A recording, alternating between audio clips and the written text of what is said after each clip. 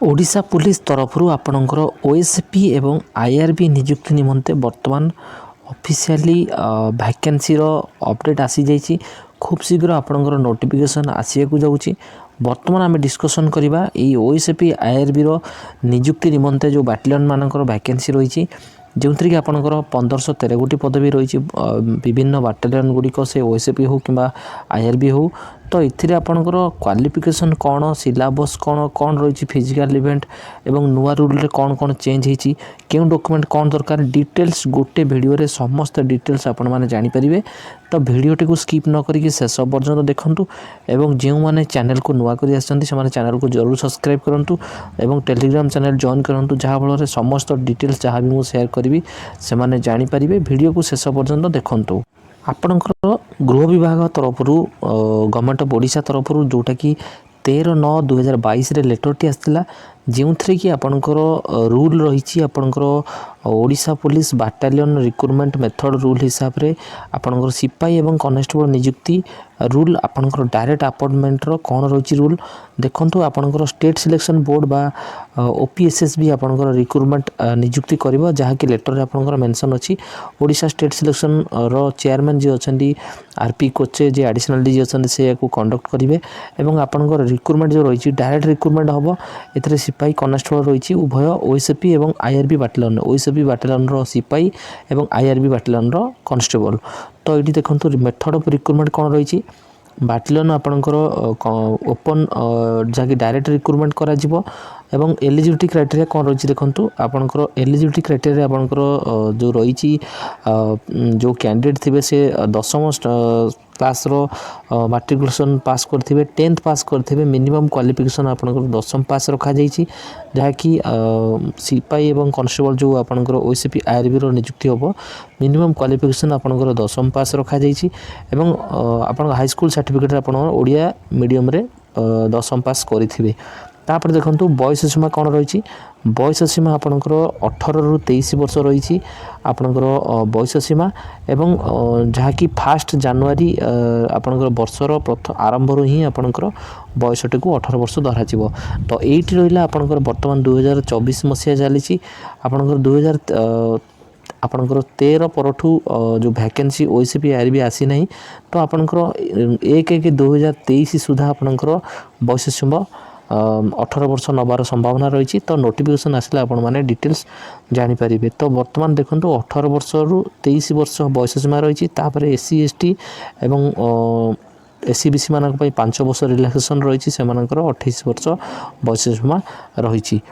तापर देखंतु एठी आपणकर जो रही प्रथम आपणकर बयस सीमा पर आपणकर मेजरमेंट देखंतु फिजिकल मेजरमेंट कौन रही नॉर्मल आपणकर एससी बीसी एवं यूआर कैटेगरी पिला मानक 168 सेंटीमीटर हाइट चेस्ट आपणकर 79 सेंटीमीटर रु 84 सेंटीमीटर वेट आपणकर 55 केजी एवं एससी एसटी पिला मानक 163 centimetre height 50 kg weight 76 centimetre chest रु 81 सेंटीमीटर आपण माने 5 सेंटीमीटर एक्सपांड करेंगे। तो वर्तमान आपन जो रही 5 सेंटीमीटर जो मैंने एक्सपांड न करेंगे से डिस्क्वालीफाइड करा। तो रिक्रुटमेंट आपन डायरेक्ट हम इठी आपनकर चेयरमैन आपनकर जड़े डीजी बा आईजी जन को रेकमेंड करेंगे कमांडेंट जी बाटालियन सी रे चेयरमैन रे एवं मेंबर आपनकर डीएसपी ठू आरंभ कर एडिशनल एसपी रे डेप्यूटी कमांडेंट एवं डिस्ट्रिक्ट वेलफेयर मेडिकल ऑफिसर रे। तो नोटिफिकेशन आपनकर आसिले इठी आपनकर डिटेल्स समस्त डिटेल्स मेंशन थी। प्रथम रही आपनकर रिक्रुटमेंट प्रोसेस कौन रही देखो रिक्रुटमेंट प्रोसेस आपनकर नुआ नियम अनुसार प्रथम रिटन एग्जामिनेशन हम तापर फिजिकल मेजरमेंट हम तापर फिजिकल एफिशिएंट टेस्ट हम तापर ड्राइविंग टेस्ट हम 4टी फेज रे आपनकर कंडक्ट हम। तो ये जो रही डिस्ट्रिक्ट कॉन्स्टेबल भली प्रथम आपनकर रिटन 100 मार्क कर 100 मार्क जो रिटन हम से ओएमआर बेस एग्जाम हम जहाँकि आपनकर रिक्रुटमेंट बोर्ड कंडक्ट करिवो आपनकर ओपी एसएसबी बा Odisha police state selection board 100 mark परीक्षा हम समय आपनकर 2 घंटा रही जहाँकि ओएमआर बेस परीक्षा हम जेपरिक आपनकर कनेस्टेबल एवं फायरमैन जहाँकि एक्साइज जमी परीक्षा कर आपनकर प्रश्न आसो। तो ओएमआर बेस परीक्षा हम प्रथम रिटन हम ओपन एग्जाम हम से देखो सिलेबस कौन रही आपणकर जो रही प्रश्न गुड़िक ओडिया लैंग्वेज और इंग्लिश लैंग्वेज रे ଆପଣଙ୍କର ପ୍ରଶ୍ନ ଆସିବ। ଏରିଥମେଟିକ୍ ରହିଛି, ଆପଣଙ୍କର ଜେନେରାଲ ନଲେଜ ରହିଛି, ସିଚୁଏସନାଲ ଆୱାରନେସ୍, ଲଜିକାଲ ରିଜନିଂ ଏବଂ ବେସିକ୍ କମ୍ପ୍ୟୁଟର ନଲେଜ ଉପରେ ପ୍ରଶ୍ନ ଆସିବ।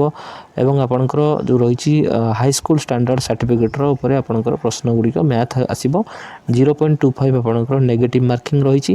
ପ୍ରତି ପ୍ରଶ୍ନ ଆପଣଙ୍କର 1 ମାର୍କ ରହିଛି। ଗୋଟିଏ ଭୁଲ କଲେ 0 ନେଗେଟିଭ୍ ମାର୍କିଂ ହେବ। 100 ମାର୍କର ପ୍ରଶ୍ନ, 2 ଘଣ୍ଟା ଆପଣଙ୍କର ସମୟ ଏଥିରେ ରହିବ। ତ ରିଟିନ୍ ଏକ୍ଜାମିନେସନ୍ ପରେ ଆପଣଙ୍କର ଯେଉଁ ରେଜଲ୍ଟ ଆସିବ 7 ଟାଇମ୍ ପିଲାମାନଙ୍କୁ କ୍ୱାଲିଫାଇ କରାଯିବ, ଯେଉଁଟାକି ଫିଜିକାଲ୍ ଟେଷ୍ଟ ପାଇଁ।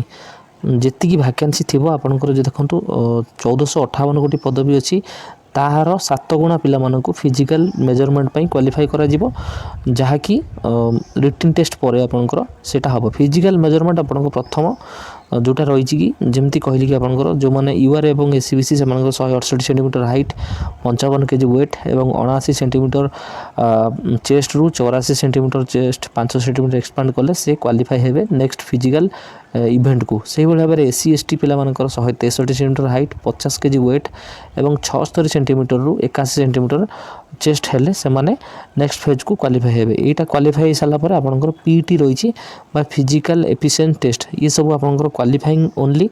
ତ ଫାୟାରମ୍ୟାନ୍ ଏବଂ ଡିଷ୍ଟ୍ରିକ୍ଟ କନେଷ୍ଟବଳ ପରେ ପରେ ଆପଣଙ୍କର ଓଏସ୍ପି ଆର୍ବିରେ ଫିଜିକାଲ୍ ଟିକେ ଟପ୍ ଲେଭେଲ୍ ରହିଛି।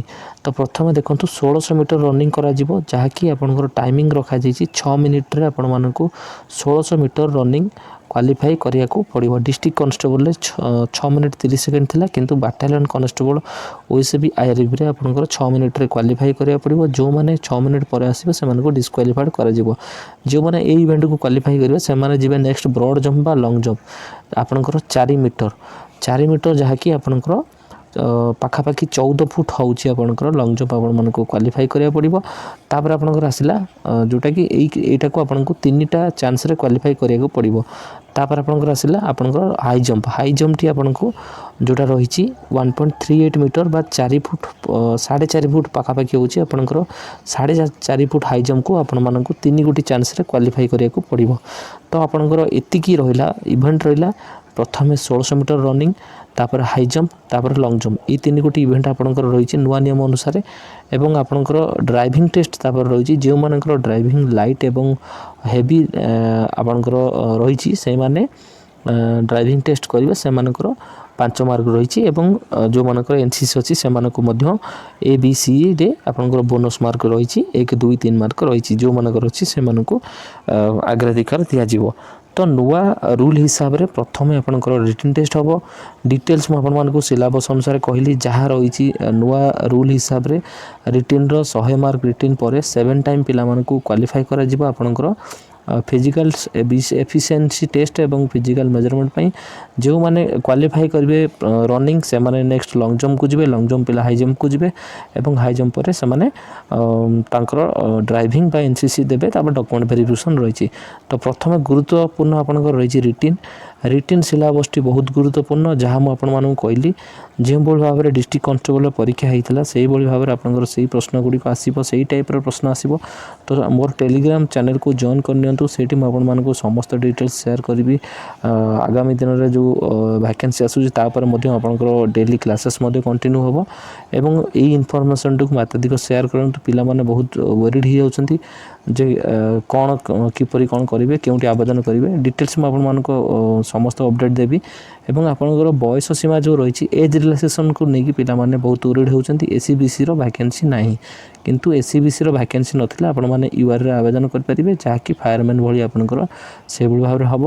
ଏବଂ ଏଜ୍ ରିଲାକ୍ସେସନ୍ ପାଇଁ ମଧ୍ୟ କିଛି ଅପଡ଼େଟ୍ ଆସିବ। ଯଦି ଏହାପରେ କିଛି ଆପଣଙ୍କର ଆଉ ଡାଉଟ୍ ଅଛି କମେଣ୍ଟ କରନ୍ତୁ। ସିଲାବସ୍ ରିଗାର୍ଡ଼ିଂ କିମ୍ବା ଆପଣଙ୍କର ଏଇ ଡକୁମେଣ୍ଟ ରିଗାର୍ଡ଼ିଂ ମୁଁ ଆପଣମାନଙ୍କୁ ସମସ୍ତ ଡିଟେଲ୍ସ ଜଣାଇଦେବି। ଏବଂ ଡକୁମେଣ୍ଟ ଆପଣଙ୍କ ଯେଉଁ ରହିଲା ସମସ୍ତ ଡକୁମେଣ୍ଟ ରେଡ଼ି କରିନିଅନ୍ତୁ। ଯେଉଁମାନଙ୍କର ଡକୁମେଣ୍ଟ ଏମ୍ପ୍ଲୟମେଣ୍ଟ ରେଜିଷ୍ଟ୍ରେସନ୍ ନାହିଁ ସେମାନେ ରେଜିଷ୍ଟ୍ରେସନ୍ କରିନିଅନ୍ତୁ। ଏବଂ ଯାହା ବି ଡକୁମେଣ୍ଟ ରହିଛି ସମସ୍ତଙ୍କର ଡକୁମେଣ୍ଟ କାଢ଼ି ନିଅନ୍ତୁ।